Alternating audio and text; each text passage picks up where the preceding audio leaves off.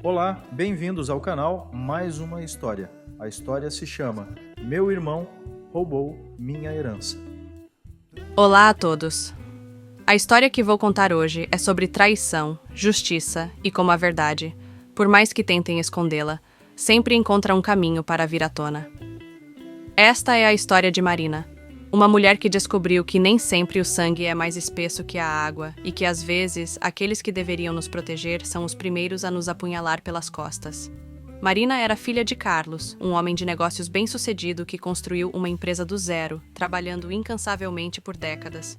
Quando a mãe de Marina faleceu, ela tinha apenas 12 anos e ficaram só os dois por muito tempo.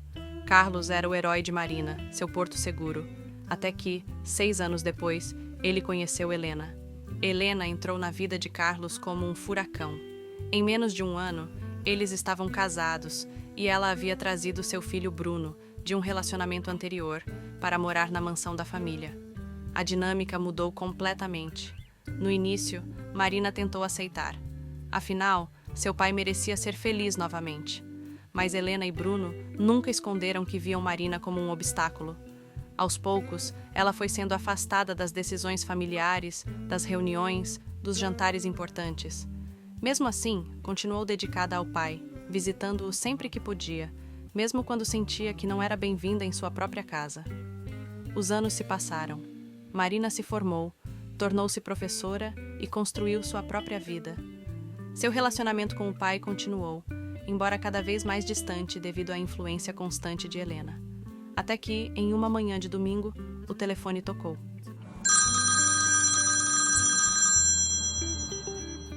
Marina estava corrigindo provas quando recebeu a ligação. Era um domingo comum, até que o telefone tocou e a voz embargada da tia Laura lhe deu a notícia que mudaria tudo. Seu pai havia falecido durante a noite, um ataque cardíaco fulminante. "Marina, querida", disse Laura com a voz embargada. "Seu pai, ele se foi esta noite. Um ataque cardíaco. Estou indo para a casa dele agora. Você precisa vir." O funeral foi realizado 2 dias depois. Marina observava de longe como Helena assumia o papel de viúva devastada, recebendo condolências de pessoas que mal conheciam Carlos. Bruno estava ao lado da mãe, igualmente performático em seu luto. Durante o funeral, Marina tentou se aproximar várias vezes para falar com os amigos mais próximos do pai, mas Helena sempre aparecia, interrompendo-a ou afastando-a sutilmente. Algo não parecia certo.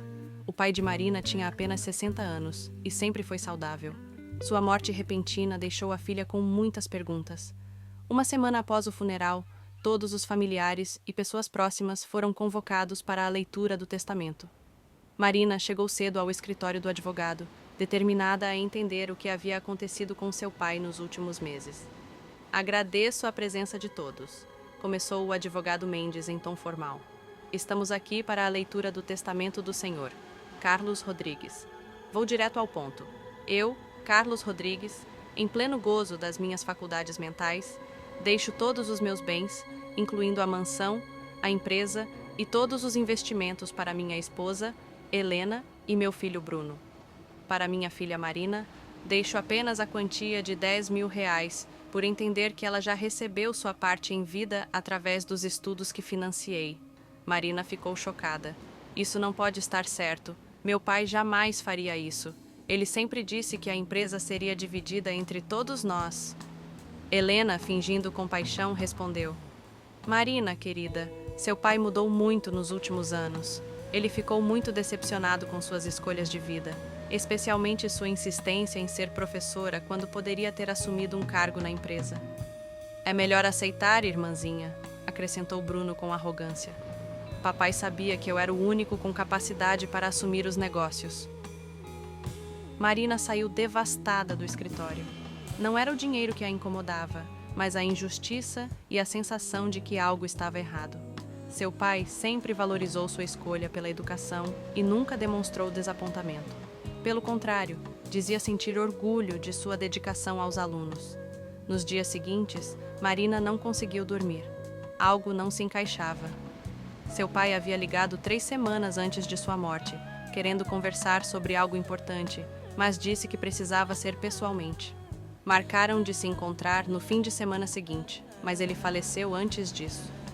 Determinada a descobrir a verdade, Marina começou sua própria investigação. Primeiro, procurou o médico que havia tratado seu pai. Doutor Silva, preciso entender o que aconteceu com meu pai. Um ataque cardíaco tão repentino? Zrenia questionou Marina.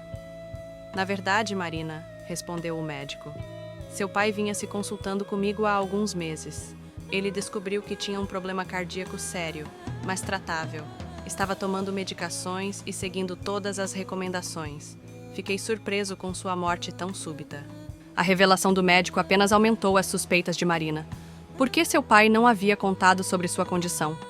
E por que Helena parecia tão surpresa no funeral quando mencionaram o problema cardíaco?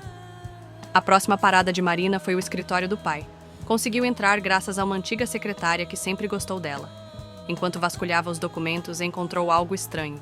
Um testamento diferente, datado de apenas um mês antes da morte do pai, guardado em uma pasta comum. O documento que Marina encontrou era um rascunho de um novo testamento, onde Carlos planejava dividir a empresa igualmente entre Marina e Bruno, deixando apenas a mansão para Helena. Mais importante, havia uma carta anexada. Lendo a carta, Marina descobriu. Marina, se você está lendo isto, algo deu errado. Descobri recentemente que Helena e Bruno têm desviado dinheiro da empresa há anos. Confrontei-os e as coisas ficaram tensas. Estou mudando meu testamento e preciso te contar tudo pessoalmente. Não confie neles. Procure Jorge, meu antigo sócio. Ele tem provas. Com amor, pai. Com o coração acelerado, Marina procurou Jorge, que havia se aposentado há alguns anos e vivia em uma cidade vizinha. Seu pai me procurou um mês antes de morrer, revelou Jorge. Ele estava devastado. Descobriu que Helena e Bruno haviam criado empresas fantasmas e desviado milhões ao longo dos anos. Ele reuniu provas, documentos, extratos bancários, me deu cópias de tudo para guardar, caso algo acontecesse com ele. O senhor acha que eles poderiam ter... Marina não conseguiu completar a frase. Jorge suspirou pesadamente. Não quero acusar ninguém, mas a morte do seu pai foi conveniente demais para eles. Especialmente porque ele estava prestes a mudar o testamento e possivelmente denunciá-los. Armada com as provas fornecidas por Jorge e a carta do pai, Marina procurou o advogado Mendes novamente, desta vez acompanhada de um advogado próprio. Tenho razões para acreditar que o testamento apresentado é fraudulento, declarou Marina. Meu pai estava prestes a mudar suas disposições finais e tenho provas de que Helena e Bruno vinham desviando dinheiro da empresa. Isso é uma acusação muito séria, senhorita Marina, respondeu o advogado Mendes, visivelmente preocupado. Uma investigação foi aberta. A perícia descobriu que a assinatura no testamento apresentado por Helena tinha inconsistências. Além disso, a análise toxicológica realizada no corpo de Carlos, a pedido de Marina, revelou níveis elevados de um medicamento que, combinado com seus remédios cardíacos, poderia causar um ataque fatal. Quando Marina confrontou Helena e Bruno com as evidências, a máscara caiu completamente. Você acha que pode provar alguma coisa? Gritou Helena furiosa. Nós planejamos isso por anos. Seu pai era um tolo que confiava demais nas pessoas. Foi fácil manipulá-lo. Bruno, em tom ameaçador, acrescentou: Você deveria ter aceitado os 10 mil reais e desaparecido. Agora não vai receber nada. O que eles não sabiam é que Marina havia gravado toda a conversa. Com a confissão registrada, a polícia foi chamada e Helena e Bruno foram presos, acusados de fraude, desvio de dinheiro e, o mais grave, homicídio qualificado. 6 meses depois, o caso foi a julgamento. Com as provas contundentes apresentadas, Helena e Bruno foram condenados a longas penas de prisão. O testamento fraudulento foi anulado e o rascunho encontrado por Marina, junto com testemunhos de amigos próximos sobre as verdadeiras intenções de Carlos, foi considerado válido pelo juiz. A empresa estava em situação delicada após anos de desvios, mas com a ajuda de Jorge e outros antigos colaboradores de confiança do pai, Marina conseguiu reerguer os negócios. Decidiu não abandonar completamente sua carreira como professora, mas agora dividia seu tempo entre a sala de aula e a administração da empresa. Marina usou parte dos recursos recuperados para criar uma fundação em nome do pai, voltada para a educação financeira e combate a fraudes familiares, ajudando outras pessoas que passaram por situações semelhantes. Perdi meu pai de uma forma trágica e injusta, refletiu Marina, mas consegui honrar sua memória e fazer justiça. Aprendi que a ganância pode corromper qualquer relação, até mesmo os laços familiares que deveriam ser sagrados. Mas também aprendi que a verdade, por mais dolorosa que seja, é sempre o melhor caminho. A história de Marina nos ensina que devemos estar atentos aos sinais, confiar em nossos instintos e nunca desistir de lutar pela justiça, especialmente quando se trata de honrar a memória daqueles que amamos. Às vezes, a família que escolhemos pode ser mais leal que aquela em que nascemos. Esta foi a história de Marina, uma mulher que transformou sua dor em propósito e não permitiu que a injustiça prevalecesse. Se você gostou desta narrativa, não se esqueça de deixar seu like, se inscrever no canal e compartilhar com seus amigos. Até a próxima história!